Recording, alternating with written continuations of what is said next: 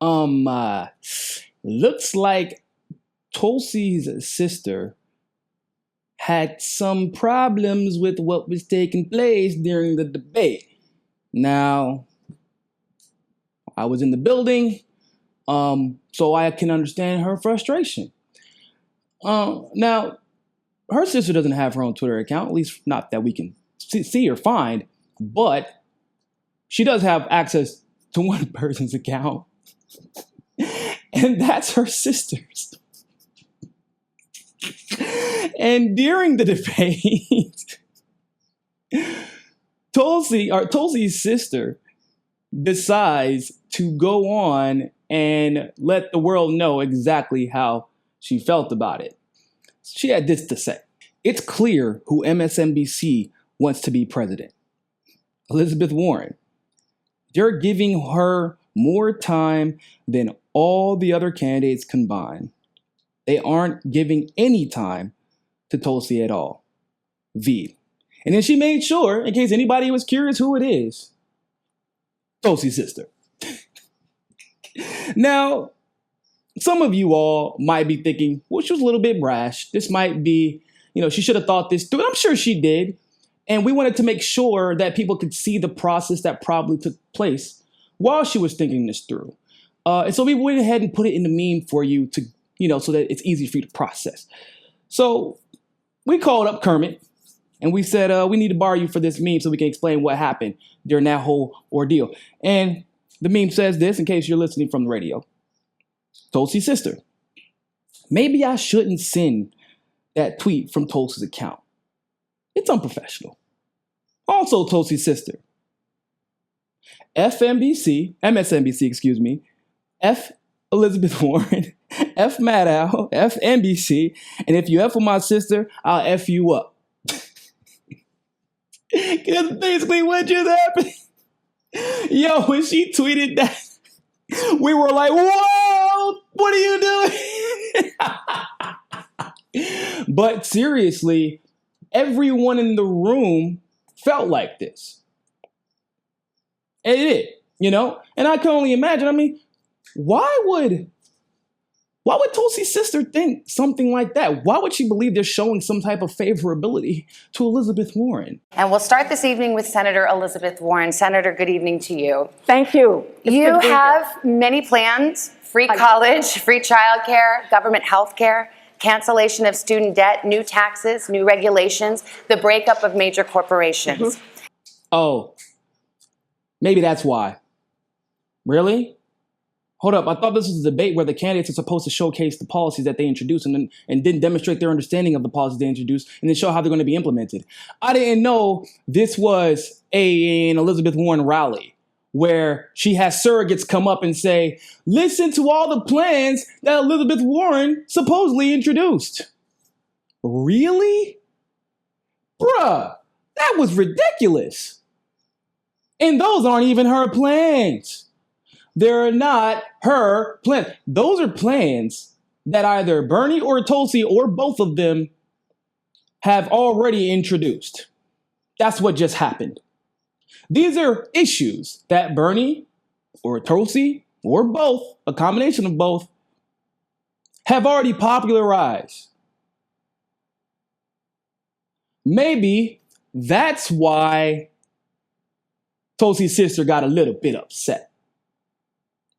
Because it was clear from the onset that, oh, wow, they're about to play this game. Think about it. Why else would you put Elizabeth Warren in the middle? It's always because of polling. Really? That's why? So if it's because of polling, it's already a candidate that's more popular.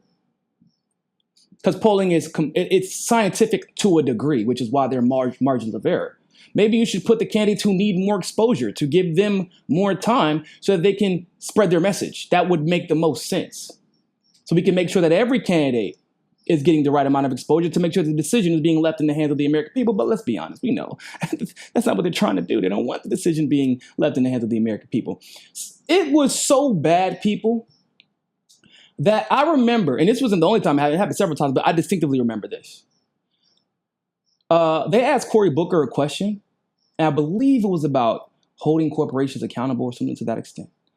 And they were like, what is your plan to hold corporations accountable? Well, see, because Elizabeth Warren, she's already, introduced a plan like this. And, is it like Elizabeth Warren's plan? What do you plan on doing? What? Why did you mention Elizabeth Warren's name 5 times in Cory Booker's questions? And then when they finally go back to Warren again, they say, Bernie introduced Medicare for all, and you said you're with Bernie. Like, you're with Bernie, right? You're with Bernie. Medicare for all is kind of you and Bernie's thing. Has nothing to do with Tulsi over there, who has advocated for Medicare for all for literally her entire career. You're with Bernie. Not the woman who sacrificed her career potentially to endorse Bernie, left the vice chairwoman position at the DNC to endorse Bernie, has come under attack after attack after attack after smear after smear after smear for endorsing Bernie. Not the one who introduced election integrity legislation after Bernie got cheated. The one who was not accepting any super PAC money, corporate money. Now, during her last campaign or any other time in the future. Not the one who worked at the Sanders Institute or was a contributor to the Sanders Institute. Not that one. That woman could not be like Bernie. Has to be Elizabeth Warren. Not the one who campaigned with him across the country. It's Elizabeth Warren. Because they talk every morning.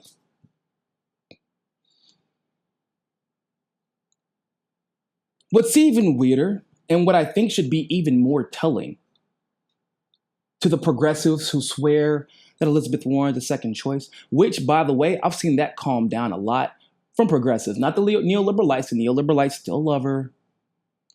But I think that progressives did get a little bit of a wake-up call this debate. Because they were like, why are they propping her up so much if they're finally starting to see it? Why would they be constantly propping up Warren if they were scared of Warren? They attacked Bernie. They silenced Tulsi almost completely. And yet and then it's to 1 point plus 1 plus 2 plus 15 plus establishment plus Hillary Clinton plus not endorsing Bernie. You know what? I don't think Elizabeth Warren is on our side at all. Yeah, you think? Which is why when foreign policy was asked, did you notice that one person didn't get asked a question for the entire foreign policy section of that debate? Why is that? Because anybody who is anybody knows one thing, if nothing else. Elizabeth Warren is absolutely horrific when it comes to foreign policy. Horrific. Just abysmal. But hey, you know what I always say about Elizabeth Warren? People think she's super intelligent and she's a policy wonk. That's a misnomer. She's not. She's not that intelligent. But she is savvy. But her savviness does have a caveat. See, Elizabeth Warren is only savvy enough to take someone's ideas after. She's only savvy enough to be progressive after she figures out how popular it is. Why would I think that? I mean, do I need to go down the list of things that happened with her and Bernie? I don't think I need to. But I will go down the list of things that happened in that debate and after, because now she's found a new host to leech on. And that person's name is Tulsi Gabbard. So, interestingly enough, I kind of had a feeling, because of how popular Tulsi's message was in the literal 3 minutes that she had to speak, in the 2 major exchanges that she had, I was like, hey, this is probably going to be Elizabeth Warren's, like, her antenna's going to go up. Oh, I need to get her message. They love her. I need to get that. I can't pretend. Look, the mainstream's job is to pretend that Warren was more popular than Tulsi that night. But Warren knows the deal. Her job is to she knew that Tulsi was more popular, and her job is to figure out why. So they went back and looked at the debates. And I said this. I literally put a meme up. Here it is. Warren's about to go back and study all 3 minutes of Tulsi's answers. It was kind of joking at first. Yeah, and then guess what happened? The next day,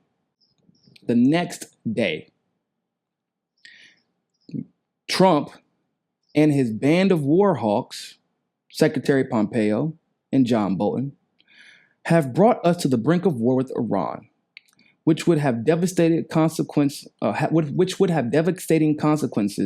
the region and the world. This should terrify every American. Now, where might Elizabeth Warren have heard something like that?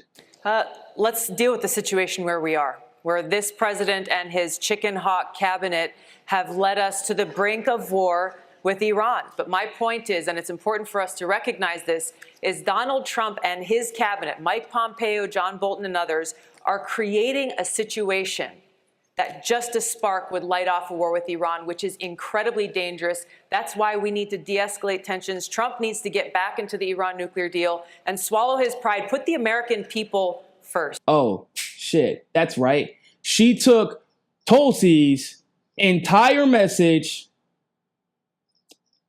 and took out chicken from Chicken Hawk and said, yeah, look at me. I'm so ahead of the fray, guys. You're really starting to sound like, you're starting to sound a little Vanilla Ice-ish. Little Ice Baby-ish, if you ask me, Elizabeth Warren.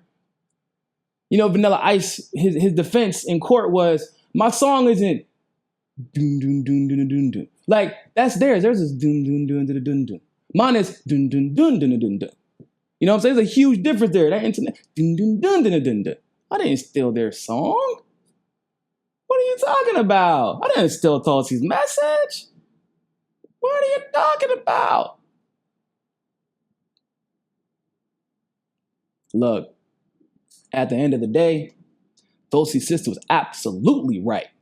Absolutely right for writing that.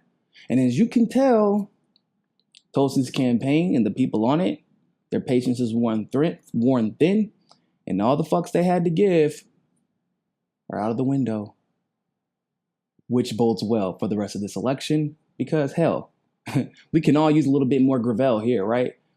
Bernie and Tulsi both need a little bit more Gravel in their system. So, I'd love to know what your thoughts are about this. Don't forget to go to Tulsi2020.com. Donate. Today's the final day of the FEC deadline. But more importantly, we need to get to 130,000 donations sooner rather than later so she can make the third debate. You can do so by buying a coffee mug, buying a shirt, buy anything. If you're strapped for cash, donate $1 and then buy an item. 2 for 1. Those are 2 separate donations. You can donate $1. It counts as a donation, and then buy an item. Boom. You're good. So with that being said, everybody, thank you all so much for tuning into that live stream segment of Mi Casa Es Su Casa. And remember, more than anything else, find your balance. Peace. Thanks for watching that segment of Mi Casa Es Su Casa. Make sure you follow us on Twitter, on Facebook, on Roku TV, and on JustNForm.com. Also, you can make sure that you're subscribed to the channel by going to the subscribe button, pressing it, and hitting that notification bell to get all of our notifications. And of course, you can help us reach our goal of 500 patrons on Patreon by supporting the show by donating as little as $1. You can click on the link in the description below for that. And remember, more than anything else, find your balance.